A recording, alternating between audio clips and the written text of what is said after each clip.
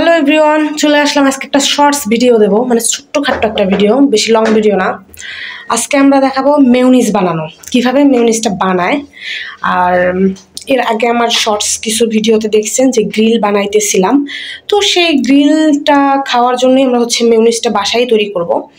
আর এটা গ্রিলটার ভিডিওটা এরকম দেওয়া হয় নাই, কারণ তৈরি করার ভিডিওটা দেওয়া হয় নাই, কারণ ভাবলাম যে আগেও তো গ্রিলের ভিডিও দেওয়া হয়েছে, তো এইবার না দেই। তো চলুন আমরা শুরু করি মেয়োনিজের ভিডিও। এখানে কি ডিম সিদ্ধ করে রাখলাম,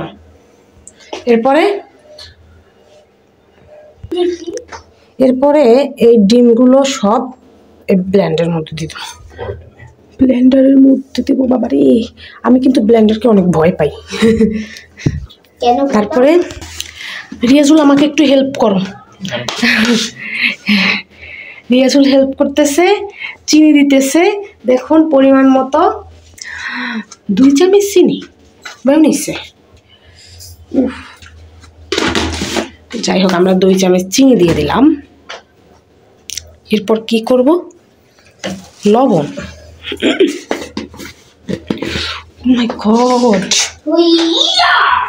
লবণ কিন্তু পরিমাণ মতো, এটা কিন্তু মেপে ঝোপে দেওয়া যাবে না। এটা দুধ আর সস মিলাই একটু টক দইয়ের মতো করে রাখছি।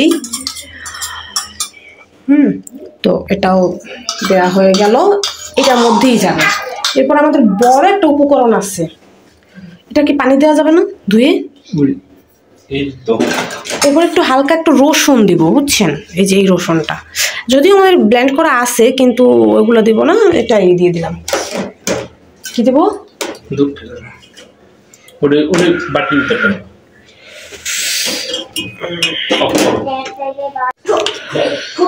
আমরা একটু,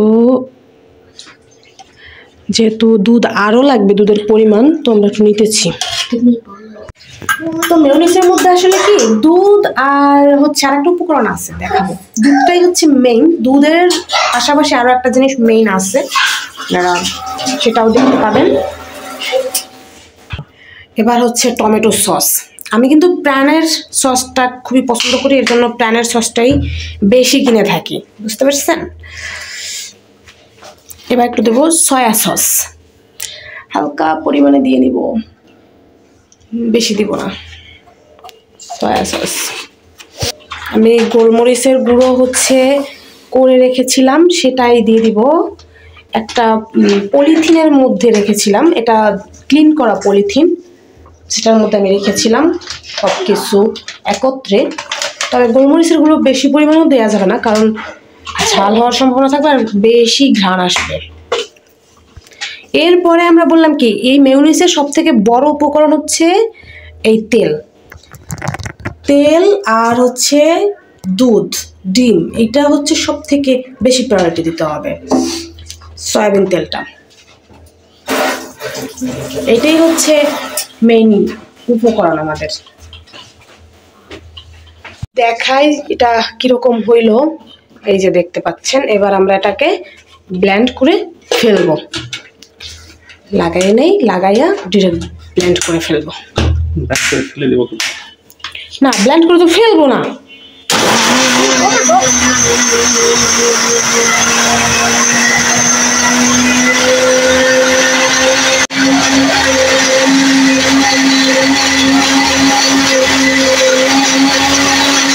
দেখুন তাহলে একদম মেয়োনিজ হয়ে গেছে, ফোম হয়ে গেছে, কিন্তু এটা একদম ফোম হয়ে গেছে, বুঝতে পারছেন? আমি দেখতেছি কি যে এটা বেশি ঘন হয়ে গেছে, এর জন্য আরেকটু সস দিয়ে নিলাম, একটু কালার করার জন্য। আর তেলটা দিয়ে নিলাম, একদম মানে অতিরিক্ত আঠালো হয়ে গেছে। আমি একটু জাস্ট সারানো করব, এর জন্য আবার একটু ব্লেন্ড করতে দিয়ে দেবো, যাতে আরো একদম সফট হয়ে যায়। দেখতে পাচ্ছেন আমি বিটার থেকে নিয়ে আসলাম, নামিয়ে, সরি বিটার না, বিটার দিয়েও বানানো যায়।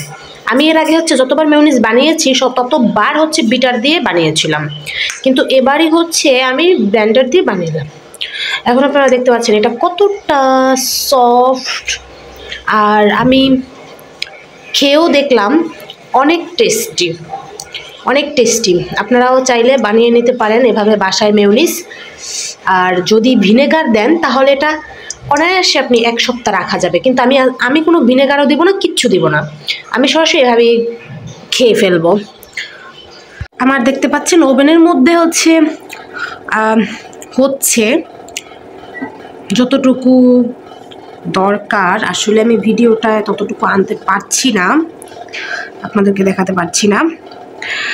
তো এখানে মুরগিটা হয়ে আসলেই আমরা নামিয়ে নিব, আর দেন তারপর খাওয়া শুরু করব।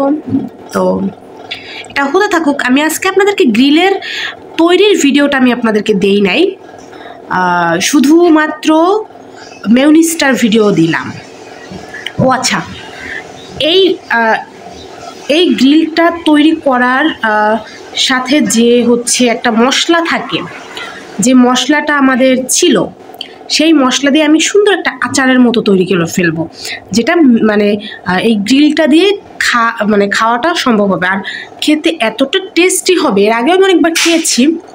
তো চলুন দেখা যাক সে আচারটা এখন আমি চুলার মধ্যে দিয়ে তার উপরে তৈরি করে ফেলবো। এটার মধ্যে আমি সেই আচারটা দিব। আমার চুলাটা একটু গরম হয়েছে, আমি হালকা একটু তেল দিয়ে নেব। দেখো তো, হালকা একটু তেল দিয়ে নিলাম যাতে লেগে না যায়। যদি ওটার মধ্যে তেল আছে তারপর একটু দিয়ে নিলাম।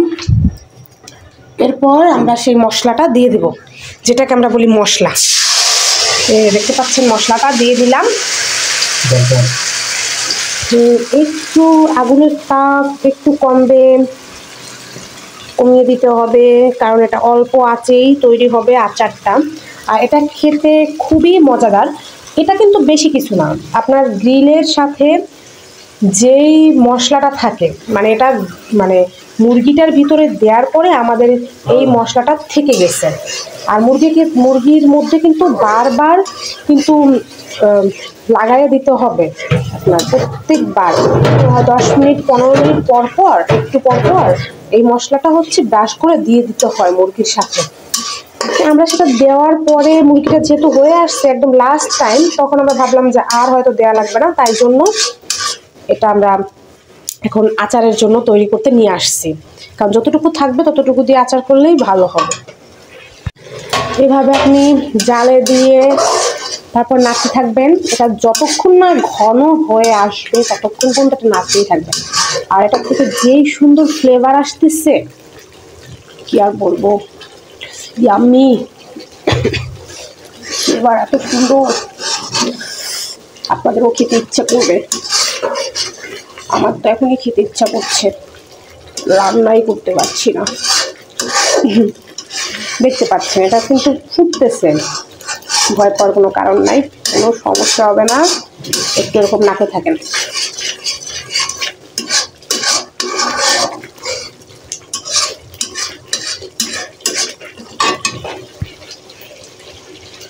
দেখতে পাচ্ছেন আচারটা কি সুন্দর হয়েছে, একদম হয়ে গেছে। ও চুলাটাও অফ করে নিলাম। এবার এটা খেতে যে কি মজা, ইয়াম্মি ইয়াম্মি। যাই হোক, দেখবেন আপনারা। ওকে, চল অন্য কিছু বানিয়ে নিচ্ছি এটাকে। মাই গড, তুমি যে হাত পা ভেঙে দিছো। হ্যাঁ, আমাদের মুরগির হাত পা সব ভেঙে গেছে। উফ, এটা হয়ে গেছে। এবার আমরা লেগ পিস খাবো। তুমি এত বেশি, মামা এত বেশি, আর আমি এবার আমাকে একটু মেয়োনিজ দাও, এখানে আমাকে মেয়োনিজ দাও, এই সাইডে। আচ্ছা ঠিক আছে, তো টমেটো সস দাও আমাদের। হয়ে গেছে। সো এখন খাবো।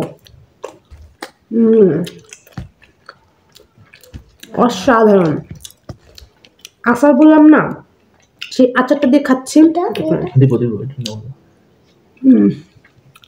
আর এটা দেখায় না, এটা মেয়োনিজ দেখাচ্ছি।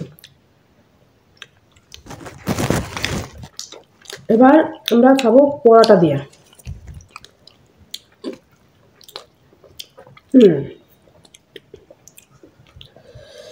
তুমি আইসো না। বলতে আছে রাখতো কেন? তোর অনেক আনছি আগে আনছি তো খাওয়া দাওয়া চলতে থাকুক। আজকে ভিডিও এ পর্যন্তই। সবাই ভালো থাকবেন, সুস্থ থাকবেন। আল্লাহ হাফেজ। ভালো লাগলে লাইক, সাবস্ক্রাইব, শেয়ার করতে ভুলবেন না। কমেন্ট একটা করে যাইয়েন। আল্লাহ হাফেজ।